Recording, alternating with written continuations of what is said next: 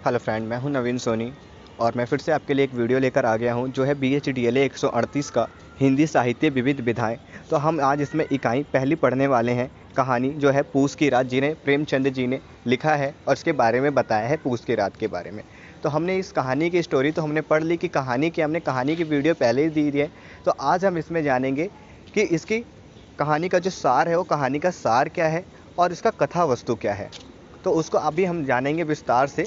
ठीक है, तो आप लोगों को मैं ये स्टोरी का लिंक दे दूंगा, जो मैंने पहले ही कहानी जो बता दी है वो वीडियो की डिस्क्रिप्शन में डाल दूंगा, इसी वीडियो के डिस्क्रिप्शन में। तो आप वहाँ से स्टोरी को आप देखकर समझ सकते हैं।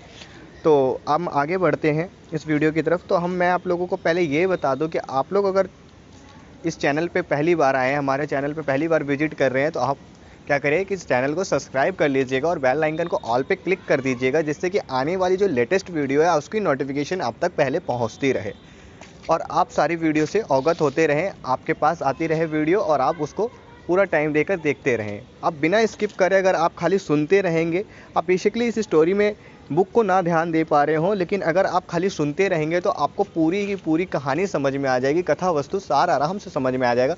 अगर आप अपने हेडफोन को लगाकर आराम से ब्लूटूथ लगा के, लीड लगा के, वॉटएवर जो भी लगा के आप यूज़ करके सुन रहे हो, तो वहीं पर कोई कंप्लीट हो जानी है। तो चलिए हम बढ़ते हैं पूस की रात में कथा वस्तु की तरफ और सार की तरफ। अब यहाँ पे देखिए कि कहानी का सार हम देखने जा रहे हैं। तो स्टार्ट कर लेते हैं। 1.3 है हमारा कहानी का सार। स्टार्ट करता हूँ। आपने कहानी को ध्यानपूर्वक पढ़ा होगा, आप समझ गए होंगे कि प्रेमचंद ने कहानी के माध्यम से क्या कहना चाहा है। तो हमें यहाँ पे बताया जा रहा है कि जो आपने कहानी पढ़ी है उस कहानी को पढ़ करके आप समझ गए होंगे कि पूस की रात में प्रेमचंद जी ने क्या झलकाया है, क्या कहा है, किस चीज़ का माध्यम चुना है। ठीक है, तो कहानी की जो विस्तृत विचार करने से पहले आइए हम कथा का सार जान लें। यानी कि जो पूस की रात है, उस पूस की रात के बारे में यहाँ पर दिखाया जा रहा है कि प्रेमचंद जी ने क्या दिखाया है समाज को, एक किसानों के प्रति क्या दिखाया है, हल्कू की दुर्दशा कैसी थी, उसकी स्थिति कैसी थी, उसी के बारे में हमें यहाँ पे देखना है। तो हमें कहा जा रहा है कि हम इसको जान लेते हैं पहले कथा का सार क्या है, ताकि हमें समझने में आसानी हो सके। अब आगे देखते हैं। अब पूस की रात कहानी ग्रामीण जीवन से संबंधित है और इस कहानी का नायक हल्कू मामूली किसान है। यानी कि इसमें क्या हमें दिखाया गया है कि जो पूस की रात है, इसमें जो एक्टर है, जो हीरो है, यानी कि एक नायक का जो रूप दिया गया है उसे हल्कू को दिया गया है। और मैं आप लोगों को ये बता दूं कि इस कहानी में 4 पात्र हैं, जिसमें एक हल्कू होता है, ठीक है, एक उसकी वाइफ जो होती है, उसकी जो पत्नी होती है वो मुन्नी है। जो तीसरा कैरेक्टर है, यानी जो तीसरा पात्र है, वो आपका सहना है, जो महाजन है, जो सूदखोरी का काम करता है, यानी पैसों को कर्ज पे देता है, ठीक है, एक जमींदार है। और जो चौथा कैरेक्टर है वो हल्कू का एक कुत्ता है, पालतू कुत्ता, जिसका नाम है जवरा। ठीक है, तो यहाँ पे हमें क्या देखने को मिल रहा है कि इस कहानी में जो नायक है वो हल्कू किसान है, ठीक है, जो मामूली किसान है। अब उसके पास थोड़ी सी ज़मीन है जिस पर वह खेती करके वह गुजारा करता है, लेकिन खेती से जो आय आती है वह ऋण चुकाने में निकल जाती है। यानी क्या है, हल्कू एक छोटा सा किसान है, गरीब किसान है, और वो उसी खेती पर, उसी छोटे से भूमि के टुकड़े पर वो खेती करता है। ठीक है, अब जो भी फसल होती है उस फसल को करने में क्या होता है कि जितनी भी कमाई होती है वो कर्ज चुकाने में ही निकल जाती है। वो कोई सुख का जीवन कभी भी भोग नहीं पाता और ना तो अपनी फैमिली, यानी कि ना तो अपनी पत्नी को उस तरीके का वो जीवन भोग दे पाता है। और उसका जिस तरीके की वो गरीबी है, उसकी मनोदशा स्थिति है, वो बहुत ही बुरी है। तो उसी चीज़ को यहाँ पर प्रेमचंद हमें दिखाना चाह रहे हैं, उसकी स्थिति को दिखाना चाह रहे हैं। अब आगे बढ़ते हैं। तो वो क्या है कि छोटी सी वो जितना भी फसल होता है वो ऋण चुकाने में ही निकल जाता है।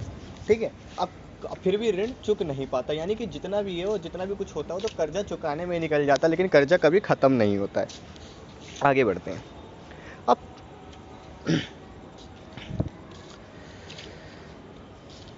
अब सर्दियों में कंबल खरीदने के लिए उसने मजदूरी करके बड़ी मुश्किल से 3 रुपये इकट्ठे किए हैं, लेकिन वह 3 रुपये भी महाजन ले जाता है। अब बड़ी मुश्किल से हल्कू ने मजदूरी करके, यहाँ पे मजदूरी जो है मजदूरी है, यानी मजदूरी करके एक एक पैसा जोड़ा था, जब जाके उसके पास 3 रुपये हुए थे। और सर्दियों में उसने कंबल खरीदने के लिए किया था, जो उसका खेत है, ताकि वो कंबल हो तो वो अपने खेतों में आराम से जा करके देखभाल कर सके, देख रहा करके, यानी कि रखवाली कर सके। लेकिन वो पैसे भी जो उसने बड़ी ही मुश्किल से मजदूरी करके जोड़े थे 3 रुपये, वो भी क्या होता है, जो महाजन होता है सहना, वो आके ले जाता है। यानी उसका गेट खटखटाने लगता है, बोलने लगता है कि हल्कू पैसे दे। तो वो जाकर क्या करता है, वो पैसे दे देता, अपनी बीवी से मांगता है, पत्नी से बोलता है कि लाओ जो 3 रुपये रखे हैं वो दे दो, सहना आया है मैं उसको दे दूँ। ठीक है, तो ये कहता है।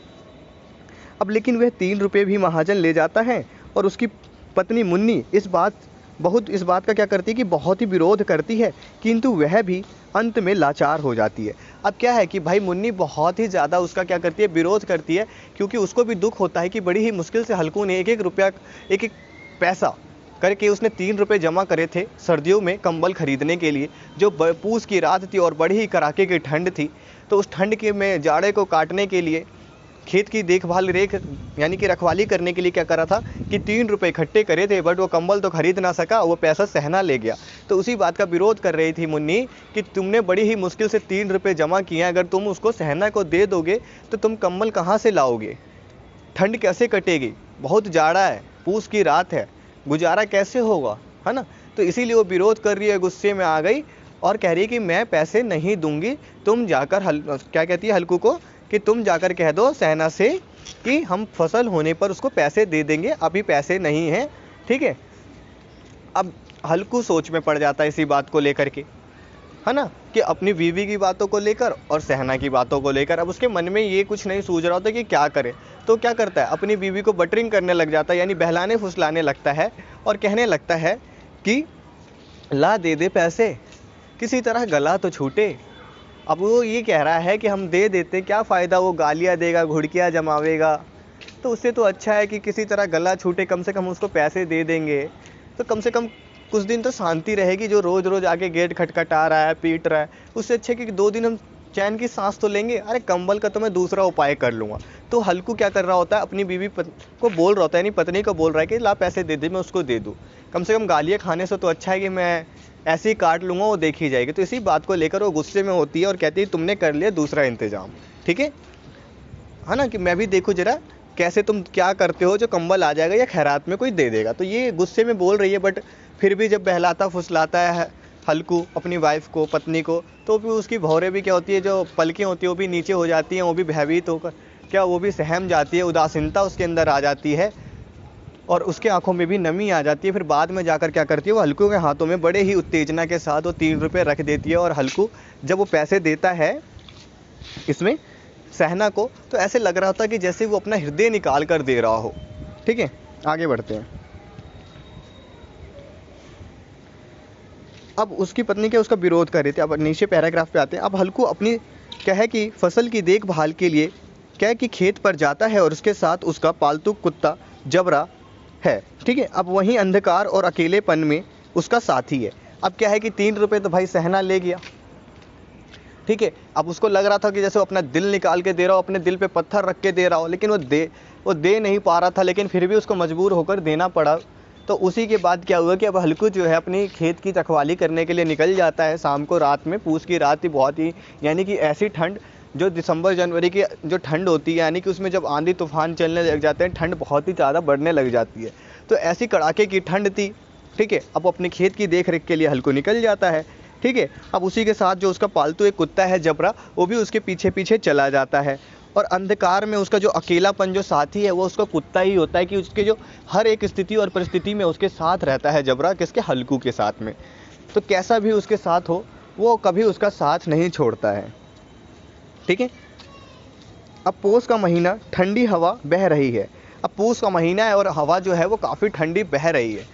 अब जो हल्कू है वो ठंडी हवा बह रही है, उसने 3 रुपये कंबल के लिए जो जोड़े थे वो बेचारा सहना, अब वो तो सहना ले गया बेचारा, कुछ कर भी नहीं पाया, कंबल भी नहीं खरीद पाया, लेकिन खेत की देख रेख के लिए चला गया था, क्योंकि इसकी फसल जो थी तैयार होने पे आ गई थी। वो बहुत सारी उम्मीदें थी कि अगर इस बार फसल अच्छी होगी तो हमें क्या हो जाएगा कि हम कर्जा चुका पाएंगे इस बार, और इस बार चैन की सांस ले पाएंगे। अब वो जाता है, उसके पास एक पुराने गाड़े की चादर भी होती है, ठीक है, यानी खद्दर की चादर होती है एक, जिसमें भी हवा पास होती रहती है। अब वही चादर लेकर उसी में ओढ़कर वो चला जाता है, बट ठंड कटती नहीं है उसकी, ठीक है। अब पोष का महीना है और ठंडी हवा बह रही है। हल्कू के पास चादर के अलावा ओढ़ने को कुछ नहीं है। अब क्या है कि वो एक चादर था, उसके सिवा कुछ भी नहीं था। उसी चादर को लेके ओढ़े वो क्या हो गया कि अपनी खेत में चला गया। अब वह कुत्ते के साथ मन बहलाने की कोशिश करता है, किंतु ठंड से मुक्ति नहीं मिलती। अब क्या है कि ठंड इतनी हो रही होती है कि ठंड से उसको बचाव हो ही नहीं पाता, तेज़ हवा चल रही होती है और अपने खेतों में क्या करता है वो कि भाई अपने खेत में जो गन्ने के खेत होते हैं, गन्ने को खेतों को क्या कहता है, खटोला होता है, बांस को खटोला बनाए रखता है, उसी पे बैठा होता है। तो क्या करता है, गन्ने के खेत जो होते हैं उसके जो पत्ते होते हैं उन पत्तों को छतरी बना लेता है और उसको बांध देता है आपस में, ताकि जो ठंडी हवाएं बह रही थी उस हवाओं से बच सके। अब उसी को करके क्या, लेकिन जो ओस गिर रही होती है वो ओस उस पर गिर के और ज़्यादा नमी पैदा करके क्या उसमें नम ला के उसमें ठंडक पैदा कर रही थी, तो ठंड जा नहीं रही थी और हल्कू को नींद आ नहीं रही थी।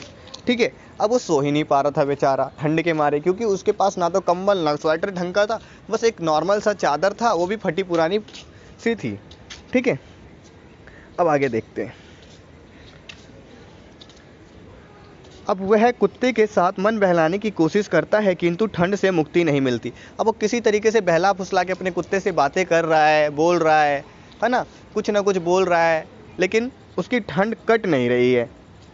ठीक है, अपने कुत्ते से कह रहा है, अब वो क्या कहता है कि अपने कुत्ते से, क्यों रे जबरा, तो मेरे पीछे पीछे आ गया, तेरे को तो ऐसा लग रहा था कि मैं तो हलवा पूरी खाने जा रहा हूँ, है ना। अब मैं क्या करूँ, जब तुझे ठंड लग रही है, अब तुम तो कूकू करे जा रहे हो, तो कूकू कर रहे हो तो हम क्या करें, हमने तो तुमको बोला था कि घर में बैठे रहो, वहाँ पे अच्छे खासे रहते, पुआल में बैठे रहते, तो कम से कम ये ठंड तो काटने को नहीं होती तुम्हें। अब तुम ठंड काट रहे हो, अब रो अपने नानी के नाम। मैंने थोड़ी बोला था कि तुम मेरे पीछे पीछे आओ, जो तुम दुम हिलाते हुए आगे जैसे हलवा पूड़ी बट रहा है, तुम्हें भी मिल जाएगा खाने को। तो ऐसी बातें करके वो उसे मजाक मस्ती करके अपना रात काटने का प्रयास कर रहा था, लेकिन रात जो है वो कट नहीं रही थी और ठंड जो है वो बहुत ही कड़ाके की थी और रात में और ज़्यादा ठंड बढ़ती ही जा रही थी। अब उसको ठंड का कुछ पता नहीं लग रहा था कि ठंड काटे तो काटे कैसे। हवा तेज़ चलती जा रही है। अब फिर बोल रहा है कि ये रोड पछुआ जो है पता नहीं कहाँ से बहती हुई आ रही है, यानी कि पश्चिमी हवा जो थी वो पश्चिम की तरह से हवा बहुत तेज़ चल रही थी और उसको जितनी हवा लग रही थी उसको और ज़्यादा ठंड लग रही थी। वो आकाश में देख रहा, आकाश में अभी तारे ऐसे लग रहे हैं कि जैसे ठिठुरा रहे हों। ठीक है, आकाश में क्या लग रहा था, जैसे तारे ठिठुरा रहे हों। अब वो आकाश भी एकदम सन्नाटा पड़ा है। वो आकाश में देख के सोच रहा है कि कब रात बीते, कब सवेरा हो, ताकि मैं यहाँ से इस ठंड से बच सकूँ और अपने घर जा सकूँ। तो खेत की रखवाली के लिए आता है, बट वो यही उसकी ठंड कट नहीं रही थी, इतनी ठंड थी। अब वो सोने की कोशिश करता है, बट वो सो ही नहीं पा रहा है। अब बेचारा क्या करे। ठीक है, अब आगे देखते हैं। तब वह पास के आम के बागीचे से पत्तियों इकट्ठी कर लेता है और अलाव जलाता है। अब क्या करता है कि उसके सामने एक आम का बगीचा होता है उसके खेत के आगे।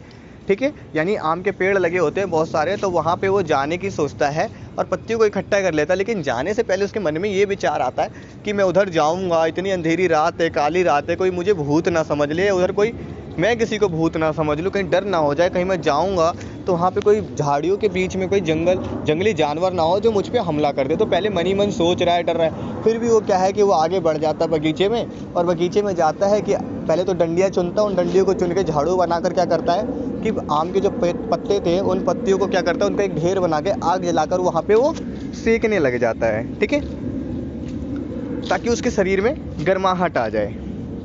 मैं आप लोगों को अभी भी बता रहा हूँ, अगर आप लोग बिना स्किप करे अगर खाली सुन लेंगे ना, तो आप आराम से कथा का सार भी जान लेंगे और इसके अंदर जो अभी आने वाली है कथा वस्तु, वो भी सेम इसी से रिलेटेड है, कथा वस्तु भी। तो अगर आप सार को ही ध्यान से सुन लेंगे तो कथा वस्तु भी ऐसे ही कंप्लीट हो जाएगा। ठीक है, तो ध्यान से सुनते रहिए, हम आगे बढ़ते हैं। ठीक है, अब वो क्या है कि वहाँ पे जाता है आग जलाकर क्या होता है, वहाँ पे बैठ जाता है अलाव के पास। ठीक है, अब अलाव की आग से उसका शरीर गर्म हो जाता है और उसे राहत मिलती है, और आग बुझ जाने पर भी शरीर की गर्माहट से वो चादर ओढ़े बैठा रहता है। अब क्या, जब आग जला लेता है तो उसको गर्माहट लगने लग जाती है। अब गर्मी जब पैदा हो जाती है शरीर में, तो वो वहाँ से हिलने का नाम नहीं लेता हल्कू, क्योंकि बड़े ही टाइम बाद, बड़े ही देर बाद उसके शरीर में थोड़ी सी गर्मी पैदा हो रही होती है। तो वो कोशिश करता है कि मैं यहाँ से हिलूँगा नहीं। ठीक है, तो इसीलिए वहाँ से क्या करता है, वो हिलने की कोशिश बिल्कुल भी नहीं करता है। ठीक है, और बैठे रहता है। आग बुझ जाती है, लालिमा दिख रही होती है, गरम राख के पास ही वो क्या है कि अपनी चादर ओढ़े बैठा रहता है। अब उधर खेत में नील गायें घुस जाती हैं। अब क्या है कि उसकी खेत की तरफ जो है वो नील गायों का जो झुंड है वो घुस जाता है। ठीक है, अब जबरा उनकी आहट से सावधान हो जाता है, यानी कि जबरा को उसकी आहट मिल जाती है, नील गायों यानी जंगली जानवरों की क्या है कि आहट मिल जाती है, तो सावधान हो जाता है। अब वह उन पर भौंकता है। अब जबरा क्या है कि उन नील गायों की तरफ जाकर भागकर मालिक के पास से उन नील गायों का सामना करने लगता है, उन पर भौंकने लगता है। अब हल्कू को भी लगता है कि खेत में नील गायें घुस आई हैं, लेकिन वह बैठा रहता है। अब हल्कू को भी यह एहसास हो जाता है, आभास हो जाता है कि हाँ, कि नील गायें जो हैं वो खेत में आ गई हैं, वो खेत को क्या कर रही है, नष्ट कर रही हैं, ठीक है, यानी रौंद रही हैं खेतों को। लेकिन वो फिर भी बैठा रहता है आलस में, क्योंकि उसको ठंड लग रही होती है और बड़ी ही मुश्किल से उसके शरीर में थोड़ी सी जो गर्मी पैदा होती है, वो नहीं चाहता कि दोबारा से उसके शरीर में ठंड पैदा हो और फिर कांपने लग जाए। तो इसीलिए वो क्या आलस में बैठा रहता है और सोचता है कि जब जब रहा है तो फिर क्या दिक्कत। तो इसी चीज़ से वो टालता रहता है। अब नील गायें खेत को चरने लगती हैं, तब भी हल्कू नहीं उठता। अब ये भी आभास हो जाता है थोड़ी देर बाद हल्कू को कि नहीं, मेरी खेत को नील गायें चर रही हैं, उसको आभास हो जाता है, लेकिन वो जाता नहीं है।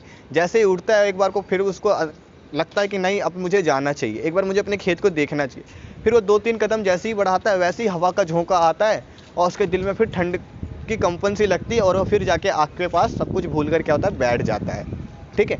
तो वो अपनी आलकस में आग के पास बैठा रहता है। तभी हल्कू उठता है और एक बार उठता भी है तो ठंड के झोंके से पुनः बैठ जाता है और अंत में चादर तानकर सो जाता है। अब उसको एहसास होता है, उठता है, लेकिन ठंड का झोंका लगता है, वैसे ही वो गर्म राख के पास, गर्म जो वहाँ पे जो जगह हो जाती है, वहीं पे अपनी पुरानी खद्दर की जो चद्दर है उसी को ओढ़े वो क्या कर लेता है, वहीं पे वो सो जाता है, सब कुछ भूल भाल के। सुबह उसकी पत्नी उसे जगाती है और बताती है कि सारी फसल नष्ट हो गई है। अब जैसे कि जब उसकी बीवी आती है सुबह देखने खेत को कि हल्कू क्या कर रहा है, कैसी स्थिति है, खेत का क्या हाल है, तो वह क्या देखती है कि खेत तो पूरा का पूरा रुंधा पड़ा है, जानवरों से नष्ट हुआ पड़ा है, सारी फसल बर्बाद हो गई है, ठीक है। अब वह चिंतित होकर यह कहती है कि अब मजदूरी करके माल गुजारी भरनी पड़ेगी। अब उसकी जो उम्मीद होती है मुन्नी की भी कि जो हमने फसल से जो उम्मीद लगाए रखी थी, कर्ज चुकाने का जो सोचा था, अब तो ये फसल बर्बाद हो गई। अब वो इसी बात से टेंशन में आ जाती है कि अब कैसे हम कर्जा चुकाएंगे, कैसे हमारा जीवन आगे चलेगा, कैसे कटेगा, हमारा पेट कैसे भरेगा। अब तो जो फसल थी वो तो पूरी बर्बाद हो गई, जिससे उसने आशाएं लगा रखी थी, उम्मीदें लगा रखी थी, बट वो सारा का सारा नष्ट हो गया, ठीक है। तो वो कह रही है कि अब मजदूरी करके क्या करना पड़ेगा, अभी हमें अपनी माल गुजारी करना होगा, यानी पेट पालन करना पड़ेगा, भरना पड़ेगा, हमें कर्जा चुकाना पड़ेगा। अब इस पर हल्कू प्रसन्न होकर कहता है कि रात को ठंड से यहाँ सोना तो ना पड़ेगा। अब वो सारी बातें क्या है कि सुन रहा है, उसकी बीवी गुस्सा कर रही है कि तुम यहाँ पे आराम से सोए पड़े हो बागीचे में, वहाँ पूरा खेत क्या है, रुंधा पड़ा है। अब हल्कू सुनता रहता अपनी बीवी की हर चीज़, उसकी बीवी उसको सुनाए जा रही है खरी खोटी, क्योंकि उसकी भी उम्मीदें थी, कर्ज से चुकता पाना था, बट वो चुक नहीं पा रहा था। और कह रही कि हमारा जन्म ही तो कर्जा चुकाने के लिए हुआ है, पता नहीं ये कौन सा कर्ज है जो कभी चुकने के नाम ही नहीं ले रहा है, यानी ख़त्म ही नहीं होता। हम तो जन्म ही हमारा हुआ है कर्जा चुकाने के लिए, है ना, मजदूरी हम करें और मज़ा कोई और लूटे। तो ये सारी बातें बोले जा रही है, लेकिन हल्कू सुनकर भी प्रसन्न हो रहा है। और वो प्रसन्न क्यों हो रहा है कि रात को ठंड से में वहाँ पे उसको सोना नहीं पड़ेगा, यानी कि जो पूस की रात थी, बहुत ही कड़ाके की ठंड थी, उस ठंड के कारण अब क्या है कि खेत नष्ट हो गया, तो उसको दोबारा खेत में नहीं आना पड़ेगा और उसकी देखभाल करने के लिए ठंड से उसको बचाव मिल जाएगा, इसीलिए वो प्रसन्न था, ठीक है। अब इसी के साथ क्या है कि कहानी को समाप्ति हो जाती है। तो यहाँ से इसकी स्टार्टिंग और एंड था। तो कथा सार में तो आपको, कहानी सार में तो आपको मतलब कि छोटे से रूप में आपको पूरी कहानी बतानी होती है, तो मैंने कहानी बता।